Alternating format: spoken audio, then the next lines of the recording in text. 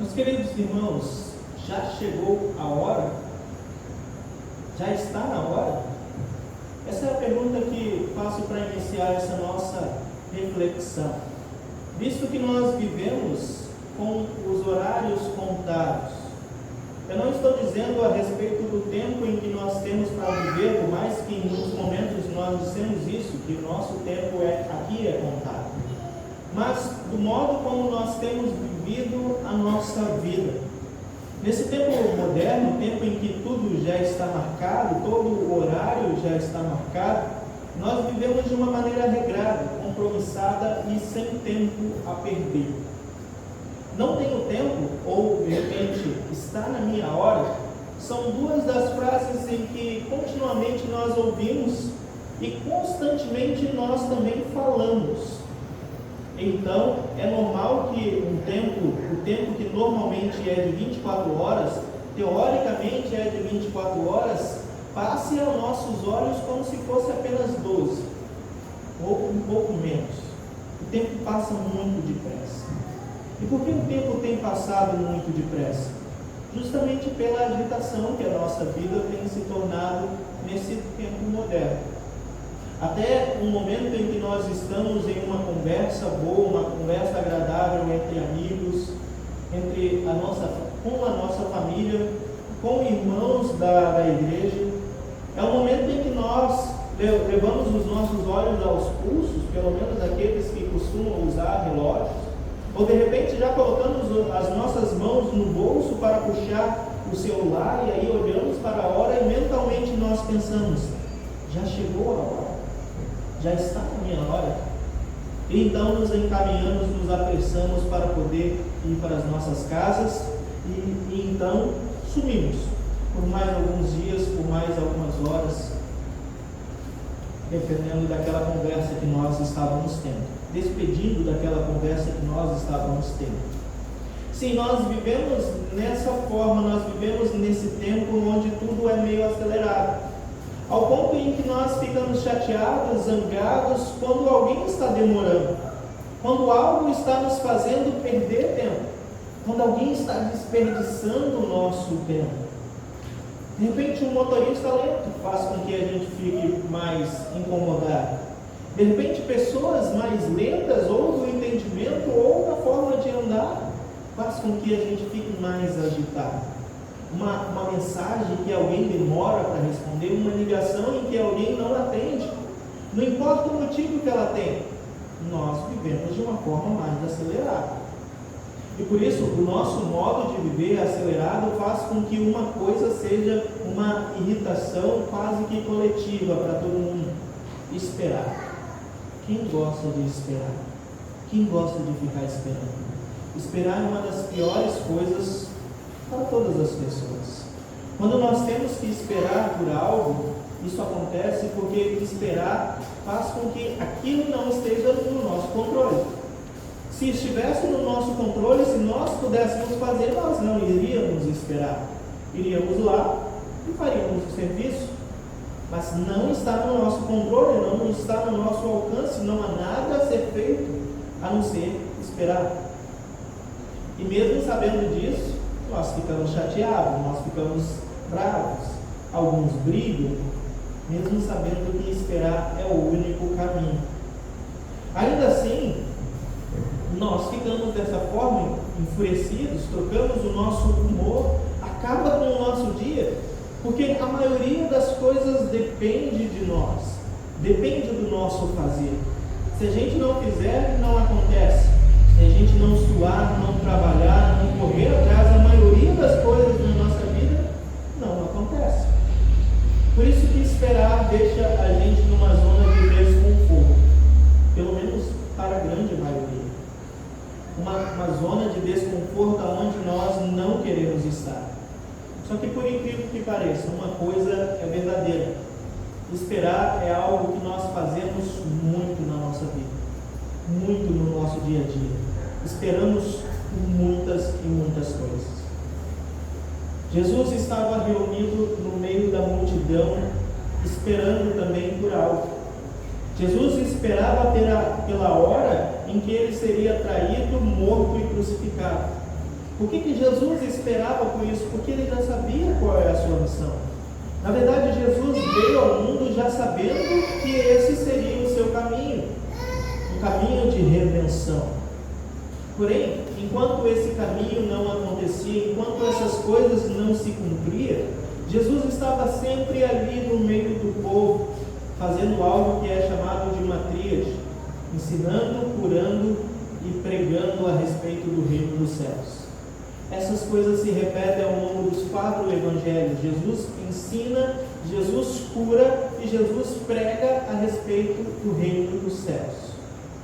Já que não há como adiantar as coisas, há um tempo para acontecer cada uma das coisas, então Jesus esperava por isso acontecer, esperava pelo dia da salvação. Eis que vem um homem em sua direção. Um homem que dentro do seu costume, dentro da sua vida usual, não tinha o costume de esperar. Um homem que tinha muitos privilégios em seu tempo.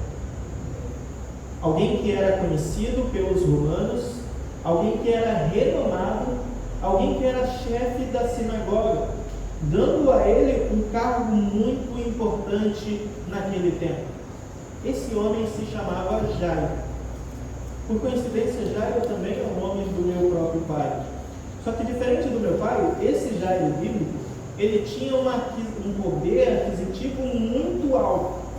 Era uma pessoa muito rica em seu tempo. Sua posição na sinagoga, sua posição lhe dava um poder muito grande. Tanto que o texto diz para nós que ele tinha os seus servos que vieram até ele, dependendo do momento. Só que logo alguém que tinha tanto poder, que tinha tanto dinheiro, alguém dentro desse mundo em que os judeus e os romanos são grupos diferentes, mas que convivem por conta do próprio governo e da política, ele é alguém que caminhava nos dois mundos tranquilamente. Alguém que por conta disso não era acostumado a esperar. No entanto, ainda assim, essa pessoa, Jairo, vem até Jesus. Por que vir até Jesus? Por que ir até Jesus? Será que por Jesus ser um judeu como ele? Bom, esse não é o motivo. Já que muitos dos judeus que, igual a Jairo, que eram lideranças, muitos desses olhavam Jesus não como mestre, não como salvador, aliás. Não eram discípulos de Jesus. Na verdade, muitos dos líderes daquela época olhavam Jesus como um adversário, um blasfemador, um curandeiro de Satanás. As coisas que Jesus fazia para muitos dos líderes não vinham de Deus, mas vinham de Satanás. No entanto, Jairo ainda assim veio até Jesus. Ele trazia consigo uma história de espera muito incomum. Era um homem com muitos poderes, mas que nesse momento nada podia fazer. Pois acontece que a sua filha, uma menina de 12 anos, estava tão doente que a morte se tornou o caminho que poderia acontecer a qualquer instante. O poderoso Jairo, com a sua família, só poderia esperar pela morte. Só que o que um pai amoroso é capaz de fazer? O que um pai que ama os seus filhos é capaz de fazer? Até que ponto um bom pai vai para salvar os seus filhos? E veja que conexão interessante, pois nós sabemos que Deus, sendo pai, é um pai tão amoroso com os seus filhos a ponto de entregar o seu único filho para salvar a muitos, a todos, o mundo inteiro. Bom, Jairo também é um pai preocupado com a sua filha.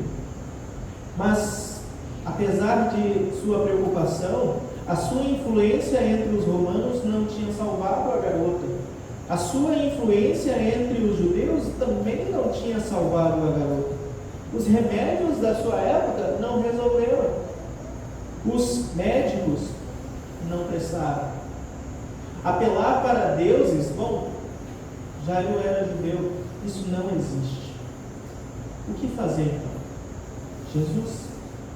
Jesus parece vir dele a salvação. Jesus é a última esperança. Jesus é a esperança daqueles que esperam. Se apenas Jesus colocar as mãos sobre ela, ela certamente vai ficar boa.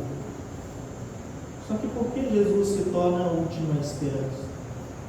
Jesus tinha feito uma grande fama na região, pelos sinais, pelas coisas que Jesus fazia.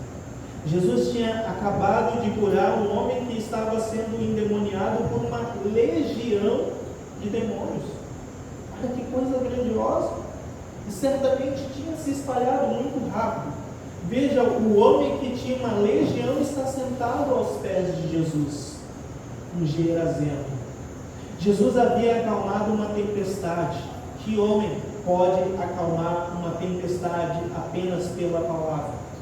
Jesus tinha feito muitas outras coisas. Além das curas, Jesus tinha a fama de ser uma pessoa muito boa, porque Jesus andava com pessoas que ninguém queria por perto. Jesus curava pessoas que ninguém queria em suas casas. Jesus explicava, ensinava coisa que nem mesmo Nicodemos, um grande professor, poderia entender. Logo, essa ficha faz de Jesus a última grande esperança de Jairo. Porém, no meio do caminho, Jesus parou. Jesus estava indo com Jairo, só que Jesus para. E esse pai novamente tem que esperar. Veja que algo interessante poderia ser um motivo que irritasse Jairo, já que há momentos em que nós estamos com pressa e nós mesmos sabemos. No momento em que nós estamos com pressa, tudo acontece, tudo dá errado. Não sabemos o lugar de nada. As coisas que nós sempre deixamos no mesmo lugar somem. O sinal que nem funciona na maioria das vezes começa a funcionar. O carro que está sempre bom não liga. As pessoas que geralmente mandam mensagem para nós não respondem. Nada funciona no momento em que nós estamos com pressa. Jairo estava apressado. Não tem tempo a perder. A sua filha está quase morrendo. E aí, nesse momento em que algo chama a atenção, uma resposta, uma fala de Jesus que até mesmo irrita os próprios discípulos. Jesus vira para o lado e pergunta: quem me tocou? E os discípulos, sem paciência talvez, olham para o lado e dizem para Jesus: tem gente de todo lado. Como é que o Senhor pergunta quem me tocou? Que desculpa é essa? Por que você parou? Vamos, continue. Às vezes nós não entendemos a espera, não entendemos o motivo de Deus não responder, não entendemos por que nós aguardamos, não entendemos por que as coisas funcionam dessa forma, não entendemos a resposta de Deus, ficamos desesperados, ficamos chateados, magoados. Nesse momento, uma oração está sendo feita em nossos olhos. Uma oração com uma mulher que estava ali no meio da multidão com um problema que lhe rodava há 12 anos. Veja que detalhe interessante, 12 anos também é a idade daquela menina. Há 12 anos essa mulher sofria de uma hemorragia que não resolvia. Ela tinha sido uma pessoa que tinha uma condição, que teve uma condição financeira muito boa, porém tinha gastado tudo para resolver o seu problema. Tinha gastado tudo em médicos para resolver os seus problemas. Só que os médicos tinham feito ela mais sofrer do que dado um tratamento. E na verdade, tudo apenas piorava a sua condição. Por isso ela ouviu Jesus. Jesus pode ser a salvação. Jesus é a salvação daqueles que esperam. Se eu apenas tocar em Jesus, eu não preciso de muito. Se eu apenas tocar em Jesus, eu ficarei curado. Uma migalha de Deus é o suficiente para nós, para a nossa vida. Então ela veio, esperou o seu momento e no meio da multidão, ela tocou na capa de Jesus, dali saiu o poder e ela ficou curada. A mesma cura que Jairo esperava pela sua filha. Veja, uma oração novamente está sendo feita. Uma oração não em seu próprio favor, mas em favor de outras pessoas. Assim como nós devemos e podemos orar em favor de outras pessoas também. pessoas que estão doentes, pessoas que estão acamadas, pessoas que estão em sofrimento, pessoas que lutam pela sua vida. E então, a vida chegou ao fim da própria menina. Pois enquanto esperava, eis que Jairo recebe essa notícia que ninguém quer receber num momento desse. Mestre, não perturbe mais Jesus. Não faça com que Jesus perca o tempo dele, não desperdice o tempo de Jesus. A menina morreu. A menina não está mais entre nós. Só que essa é uma história, na verdade, que é uma história muito bela. É uma das histórias secretas mais belas daquele tempo. Alguém que talvez não conhece o final ou que não prestou atenção enquanto nós estávamos lendo essa história no texto bíblico, poderia perguntar: ué, mas a menina não morreu? Como é que a história é bela? E por que a história é secreta? Bom, meus queridos, isso é porque em Deus, esperar nunca é uma derrota. Em Deus, esperar é o caminho. Em Deus, esperar é o único caminho que nós podemos ter, o melhor caminho de todos. Veja, Jesus esperava por um dia que parecia também ser um dia de derrota. Um dia em que o próprio Satanás achou que estava ganhando, achou que estava derrotando o Filho de Deus. Um dia em que Jesus morreu. Esse dia já estava prometido desde a queda lá em Gênesis 3, versículo 15, os versículos que seguem. É prometido por Deus. Lá mostra que da morte viria a salvação. Por isso que esperar em Deus nunca é uma derrota. A morte de Jesus na cruz foi o princípio da vitória que nós temos. Sim, Cristo foi crucificado. Sim, Cristo morreu. Cristo desceu ao inferno, mas não como derrotado, e sim como vitorioso. Lá Cristo se mostrou glorioso e triunfante sobre todos aqueles espíritos maus que estavam presos e sobre o próprio diabo. A morte não prevaleceu contra o Filho de Deus. No domingo de manhã nós sabemos, essa é uma das mais belas notícias de todas: Cristo ressuscitou, mostrando que Deus tem o poder sobre a vida e tem o poder sobre a morte. É por isso que naquele momento Jesus disse: a menina está dormindo. Os outros zombavam, mas para Deus, de fato, a morte é como alguém que está dormindo. Alguém que está dormindo tranquilamente e profundamente. Nós não conseguimos despertar alguém que está morto. Para nós é morte, para Deus é sono. Por isso que Jesus a desperta. Jesus a ressuscita, assim como o próprio Cristo ressuscitou. E desde então Cristo está reinando sobre os céus e a terra, esperando os tempos do fim para reinar glorioso sobre todos. Só que eu disse também que essa era uma das histórias secretas mais belas. E por que secreta? Bom, o texto diz para nós que Jesus pediu aos discípulos ou àqueles que estavam ali presentes para não contar ou relatar para ninguém aquilo que tinha acontecido. Nós podemos guardar esse segredo agora. Porque ainda não é chegado o tempo da ressurreição. Ainda não era chegado o tempo da ressurreição. Muitas vezes as pessoas buscam a Jesus, buscam nesse tempo também, apenas pela cura.